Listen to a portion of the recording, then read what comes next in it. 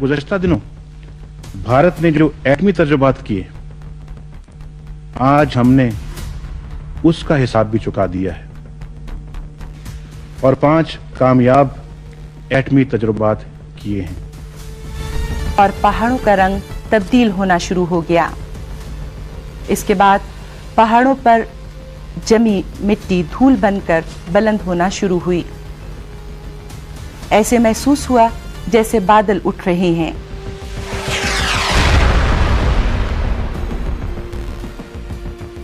बिस्मिल्लाह तवक्कलतु अल्लाह वला हौला वला कुव्वता इल्ला बिल्लाह। दोस्तों, पूरी दुनिया की सांसें आजकल अटकी हुई हैं सिर्फ एक ही टॉपिक पर, वो है यूएसए और इसराइल की बदमाशी पर। सोचा गया कि 2 दिन में सब कुछ खत्म हो जाएगा, मगर ये सब बहुत तेजी से फैलता जा रहा है। क्या आज ईरान के पास अगर न्यूक्लियर वेपन होता तो उनके लीडर को कोई ऐसे दिन दिहाड़े मार सकता था? क्या ईरान के पास अगर एक प्रोफेशनल एयरफोर्स होती तो क्या कोई उनकी एयर स्पेस की इस तरह से खिलाफ वर्जी कर सकता था? क्या आप कभी सोच सकते हैं कि किसी और मुल्क का फाइटर जेट आपके मुल्क की फिजाओं में दनदनाते हुए घूम रहा हो? लेकिन ये कोई पहली बार नहीं कि इसराइल ने किसी मुस्लिम कंट्री को न्यूक्लियर पावर बनने से रोकने की कोशिश ना की हो। दोस्तों, अगर आपने अभी तक मेरे चैनल को सब्सक्राइब नहीं किया तो प्लीज सब्सक्राइब कर लें और बेल आइकन को दबा दें और मेरी हौसला अफजाई करें। पाकिस्तान के दुश्मन बहुत से ऐसे लोग हैं जिनकी ख्वाहिश रही है कि ऐसा होता, मगर अफसोस उन सब लोगों के लिए कि पाकिस्तान एक एटमी ताकत है।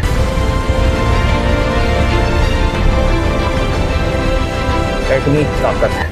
पाकिस्तान एक वाहिद मुसलमान मुल्क है जिसकी उड़ान को बहुतों ने रोकना चाहा, मगर बात वही होती है ना दोस्तों, होता वही है जो मंजूर खुदा होता है।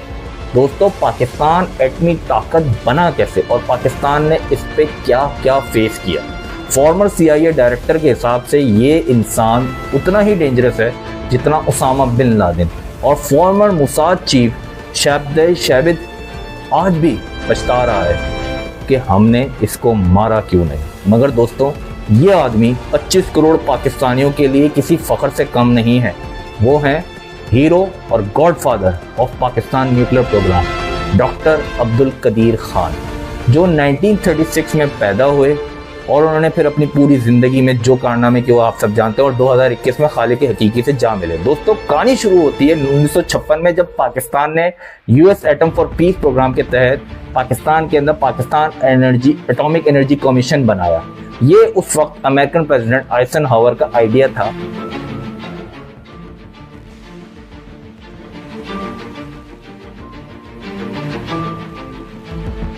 था कि दुनिया के मुल्कों को न्यूक्लियर पावर बनने से रोका जाए, उनको सिविल न्यूक्लियर टेक्नोलॉजी प्रोवाइड की जाए, बदले में वो बॉम्ब ना बनाए। पाकिस्तान ने उस वक्त कई साइंटिस्ट बाहर अब्रॉड भेजे न्यूक्लियर इक्विपमेंट्स को लाने के लिए, और तकरीबन 1961 में पाकिस्तान के पास अपना रिसर्च सेंटर था लाहौर में, और 2 साल बाद पाकिस्तान का स्मॉल न्यूक्लियर प्लांट भी बन गया था पाकिस्तान के दारुल खिलाफा इस्लामाबाद के पास। फिर 1965 की जंग छिड़ गई और Pakistan Assalamu alaikum. I am speaking to you tonight under the threat of war in Kashmir, which is being forced on us by India. The exchange of desultory fire, which had been going on for months,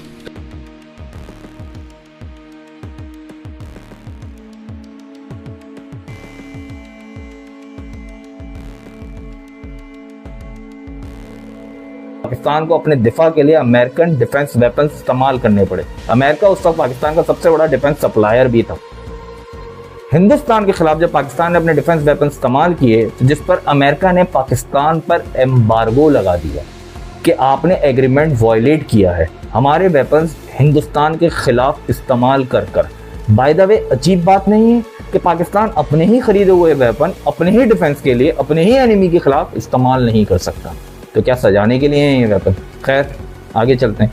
दूसरी तरफ हिंदुस्तान खामोशी से अपने nuclear weapon की दौड़ शुरू कर चुका था। पाकिस्तान को समझ आ गई थी कि अपना दिफा खुद करना होगा। फिर पाकिस्तान ने 1971 में अपने दुश्मनों की साजिशों की वजह से अपना मशरिकी हिस्सा, जो कि आज बांग्लादेश है, उसको खो दिया। उसके 3 साल बाद 1974 में दोस्तों इंडिया ने स्माइलिंग बुद्धा के नाम से अपना पहला न्यूक्लियर बॉम्ब ब्लास्ट किया। पूरा साउथ एशिया एक शॉक में था और पाकिस्तान एक गहरी सोच में था। 38 minutes 20 seconds Greenwich Mean Time, corresponding to 8 hours 08 minutes 20 seconds in the morning Indian Standard Time. The graph went haywire. लेकिन पाकिस्तानी कौम दोस्तों अपने दुश्मन से कभी खौफ नहीं खाती। जी हाँ, उस वक्त के प्राइम मिनिस्टर जुल्फिकार अली भुट्टो ने एक नया अजीम ऐलान किया कि अगर इंडिया ने बॉम्ब बनाया तो पाकिस्तान भी अपना बॉम्ब बनाएगा, चाहे हमें घास ही क्यों ना खानी पड़े। उन्होंने पूरे फख्र और मुस्लिम जज्बे के साथ फरमाया कि अगर क्रिश्चियन बॉम्ब हो सकता है, ज्यूइश बॉम्ब हो सकता है और हिंदू बॉम्ब हो सकता है तो इस्लामिक बॉम्ब क्यों नहीं भाई साहब। लड़ोगे, मरोगे और जदोजहद करोगे, ईमान से करोगे, खुदा की कसम करोगे, लड़ोगे। 1972 में भुट्टो ने मुल्तान में साइंटिस्ट और ब्यूरोक्रेट्स पूरे पाकिस्तान भर से उन सब के साथ एक मीटिंग की और प्रोजेक्ट 706 का आगाज किया, जो पाकिस्तान का अपना मैनहट्टन प्रोजेक्ट है दोस्तों। यहाँ मैं व्यूअर्स को बताना चाहता हूँ कि मैनहट्टन प्रोजेक्ट एक्चुअली में अमेरिका ने जब अपना न्यूक्लियर बॉम्ब बनाया था उस प्रोजेक्ट का नाम मैनहट्टन प्रोजेक्ट रखा था। चलें वापस आते हैं अपने टॉपिक पर।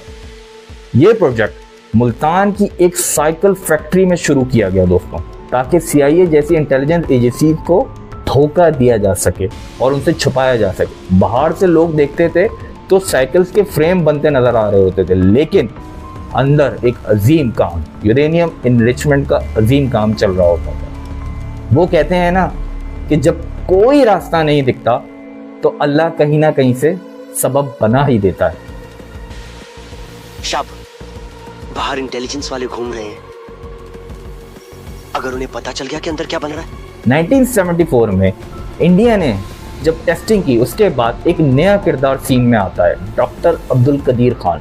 डॉक्टर खान उस वक्त नीदरलैंड में यूरेनको नाम की एक यूरोपियन यूरेनियम इनरिचमेंट फर्म में एज अ जॉब काम कर रहे थे और वहाँ के टॉप सीक्रेट एरियाज तक उनकी रसाई एक्सेस भी थी। उन्होंने भुट्टो साहब को कहा और ख़त लिखा और समझाया कि प्लूटोनियम के बजाय हाईली इनरिच यूरेनियम HEU यानी यूरेनियम 235 को 90% से ज़्यादा इनरिच करने का रास्ता बेहतर है। इस कहानी को मैं आपको और डिटेल में समझाता हूँ।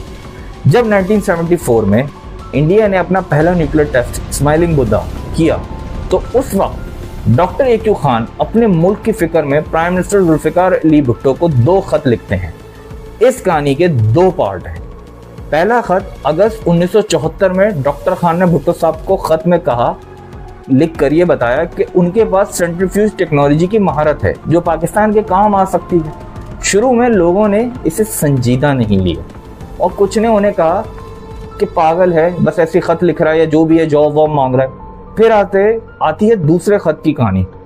17 सितंबर 1974 डॉक्टर खान ने हार नहीं मानी और एम्बेसडर के जरिए एक और तफसीली खत भेजा कि पाकिस्तान प्लूटोनियम के बजाय यूरेनियम का रास्ता न्यूक्लियर बम बनाने के लिए इख्तियार करे।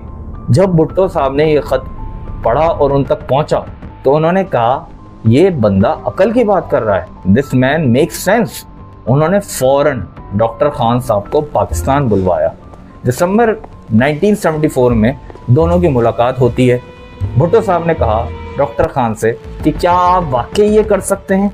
डॉक्टर खान के मुतमईन करने पर भुट्टो साहब ने उन्हें पूरी खुली छूट दे दी और नतीजा बाद में था खान रिसर्च लेबोरेटरीज KRL बनी और पाकिस्तान न्यूक्लियर ताकत बनने की राह पर निकल पड़ा। अब आते हैं हम असल स्टोरी पर वापस। 1976 में डॉक्टर खान अचानक नीदरलैंड छोड़कर पाकिस्तान आ गए, जो कि दुनिया को दिख रहा था। मैंने पस मंजर आपको बता दिया है और आप हैरान रह जाएंगे कि उनकी हिम्मत पर कि डॉक्टर खान ने यूरेनको के हाईली क्लासिफाइड सेंट्रीफ्यूज डिजाइन चुरा लिए थे और उन ब्लूप्रिंट्स को किसी सूटकेस में नहीं बल्कि अपने कपड़ों में, जैसे कि यहाँ पे कंधों पे और कोट पैंट में और अपने अंडरवेयर में छुपाकर पाकिस्तान लेके आए और पाकिस्तान की और दुनिया भर के स्कैनर से बचा कर लेके आए। ये पाकिस्तान की तारीख का एक ऐसा स्पाई थ्रिलर मोमेंट है जिसने पाकिस्तान की हिस्ट्री को बदल के रख दिया। डॉक्टर खान ने रावलपिंडी के करीब कहूटा में एक यूरेनियम इनरिचमेंट लैब बनाई जिसको KRL कहते हैं। इक्विपमेंट लाने के लिए उन्होंने यूरोप में फ्रंट कंपनीज का एक नेटवर्क जाल बिछाया, जिनमें से एक तो दोस्तों बटर फैक्ट्री, मक्खन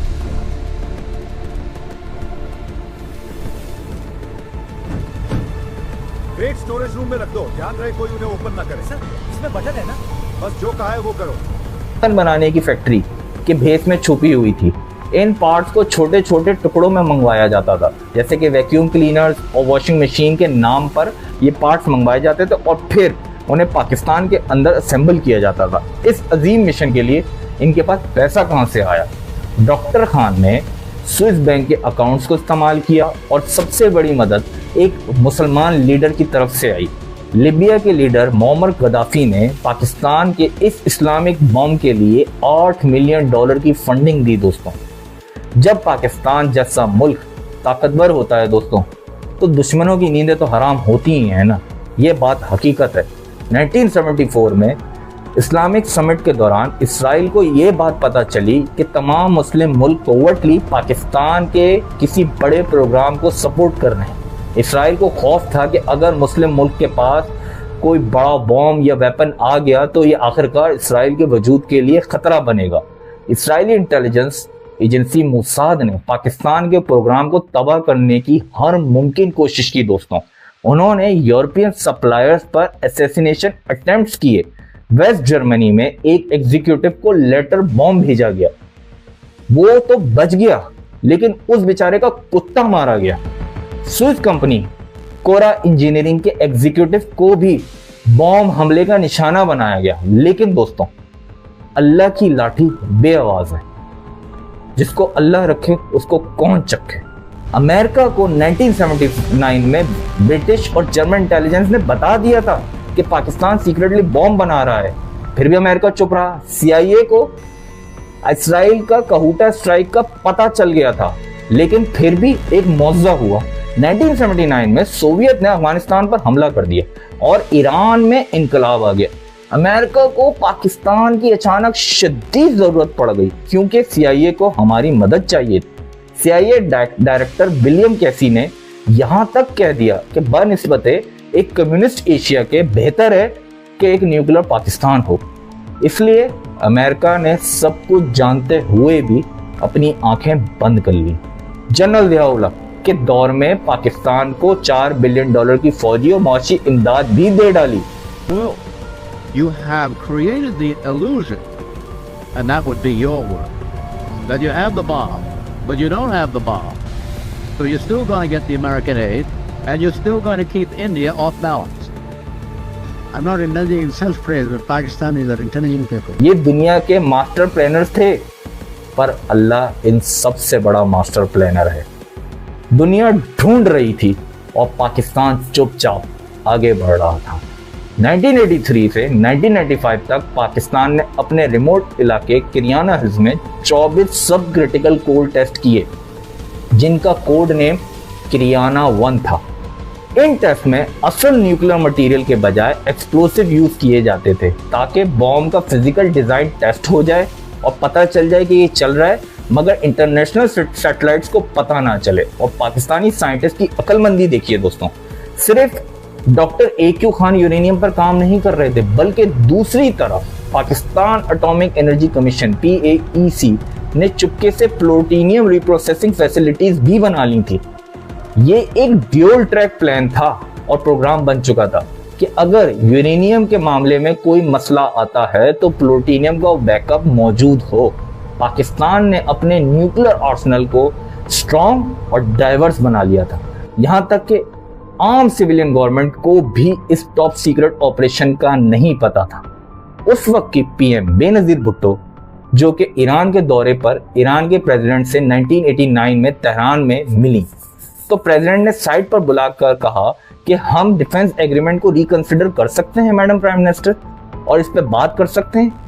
PM बेनजीर भुट्टो ने कहा, मिस्टर प्रेसिडेंट, किस डिफेंस एग्रीमेंट की बात कर रहे हैं आप? उन्होंने एक रिप्लाई दिया, nuclear technology madam prime minister, nuclear technology. जिसे सुनकर वो हैरान रह गई। साथ ही चाइना ने भी अपनी तरफ से पाकिस्तान की खूब मदद की और अब उनको अपना टेस्टेड बॉम्ब दिया, CHIC-4 सीक्रेटली दे डाला, जिसे 1990 में चाइना लॉक नूर साइट पर एक ओपन एक्सप्लोजन के बगैर टेस्ट कर चुका था। फिर आया 1998 का साल दोस्तों। हिंदुस्तान ने पाकिस्तान और चाइना के बढ़ते हुए दबाव में दोनों को डराने के लिए 5 न्यूक्लियर टेस्ट कर दिए।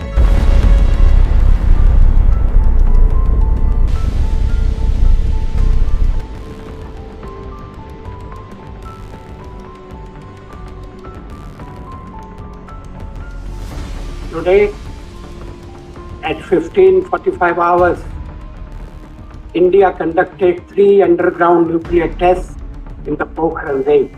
I warmly congratulate the scientists and engineers who have carried out these successful tests. Thank you very much indeed. Mr. Prime Minister, India has surprised the whole world. Is Pakistan going to test its nuclear device? We don't want to blindly follow the path of the Indians. And they have tested a bomb again after 24 years. And Pakistan has never done so. We never wanted to do so. But the present test of India has really shaken the balance of power in this region. And we now have legitimate security concerns.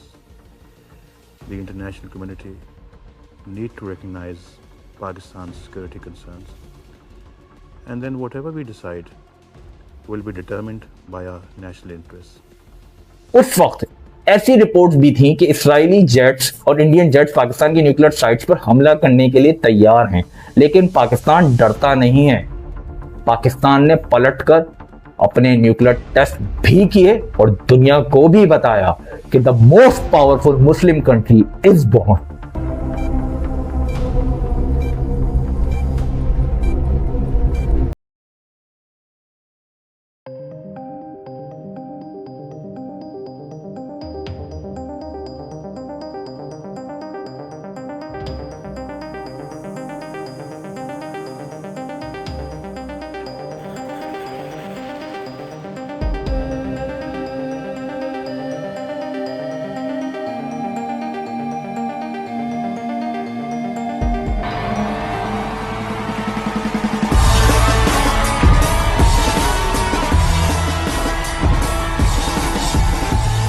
हिफाजती इंतजामात इतने मुकम्मल थे कि खुद पाकिस्तानी साइंसदान आज तक इस इलाके में रहे हैं।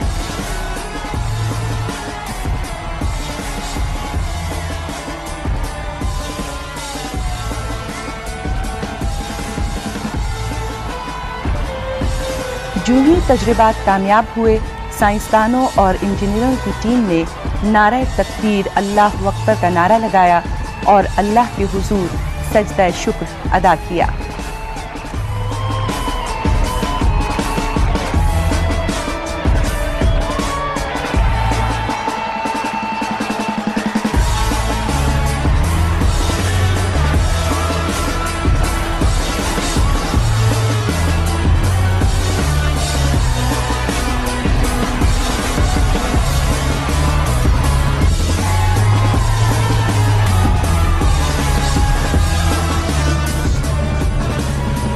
इस न्यूक्लियर बॉम्ब को खत्म करने के लिए बहुत कुछ किया गया दोस्तों। दास्तान किसी स्पाई थ्रिलर फिल्म से कम नहीं है। इसे कहूटा कॉन्स्पिरेसी भी कहा जाता है। इसराइल के लिए इस्लामिक बॉम्ब का तस्वुर एक मौत का परवाना है, इसलिए उन्होंने पाकिस्तान को रोकने के लिए हर हद पार करने की कोशिश की। जैसा कि मैंने आपको ऊपर अभी पहले बताया था कि मोसाद ने यूरोपियन कंपनीज जैसे स्विट्जरलैंड की कोरा इंजीनियरिंग के मालकान को धमकी भरे खत भी भेजे और उनको और उनके घरों को और घर वालों को धमकाया कि पाकिस्तान को पार्ट्स ना दें, जो कि पाकिस्तान को पार्ट्स सप्लाई कर रहे थे। कहा जाता है कि डॉक्टर AQ खान भी उनकी हिट लिस्ट पर थे, लेकिन उनकी सिक्योरिटी इतनी सख्त थी कि मोसाद कामयाब नहीं हो सकी। इसका क्रेडिट जाता है पाकिस्तान के उन गुमनाम सिपाहियों को जिनको यंग जनरेशन मारखोर और दुनिया जानती है ISI के नाम से। इसराइल ने इराक के औसरिक न्यूक्लियर रिएक्टर को 1981 में तबाह कर दिया था। अब उनका अगला निशाना कहूटा था। इसराइल चाहता था कि उनके F-16 जेट्स इंडिया के जमुनानगर बेस पर फ्यूल भरें और वहां से कहूटा पर बमबारी और हमला करें। 1984 की रिपोर्ट्स के मुताबिक इंदिरा गांधी ने इस प्लान को ग्रीन सिग्नल भी दे दिया था। इसराइल ने इंडिया से कहा कि हम हमला करेंगे, वो बस रास्ता दे दें। प्लान फेल कैसे हुआ, इसका टर्निंग पॉइंट क्या था? इसराइल का प्लान दो बड़े वजह से नाकाम हुआ। कहा जाता है कि अमेरिकन खुफिया एजेंसी CIA को इस प्लान की भनक पड़ गई। अमेरिका उस वक्त सोवियत अफगान वॉर में पाकिस्तान को अपना एलाय मानता था और पाकिस्तान उनका साथ दे रहा था, इसलिए उन्होंने पाकिस्तान की एजेंसी और प्रेसिडेंट जियाउल हक को अलर्ट कर दिया। पाकिस्तान ने फौरन इंडिया को मैसेज भेजा कि अगर कहूटा पर एक खराश भी आई तो पाकिस्तान के F-16 जेट इंडिया के ट्रॉम्बे एटॉमिक रिसर्च सेंटर पर इतनी बमबारी करेंगे कि मिनटों में राख का ढेर बनाकर छोड़ देंगे। ये पाकिस्तान के लिए डू और डाई है। इस डू और डाई की धमकी ने इंडिया को पीछे हटने पर मजबूर किया।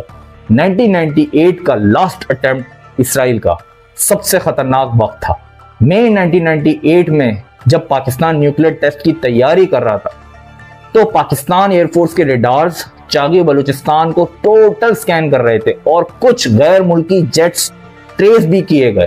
इंटेलिजेंस रिपोर्ट्स थी कि इसराइल ने या इंडिया ने मिलकर प्रीएम्प्टिव स्ट्राइक करने का प्लान बनाया हुआ है।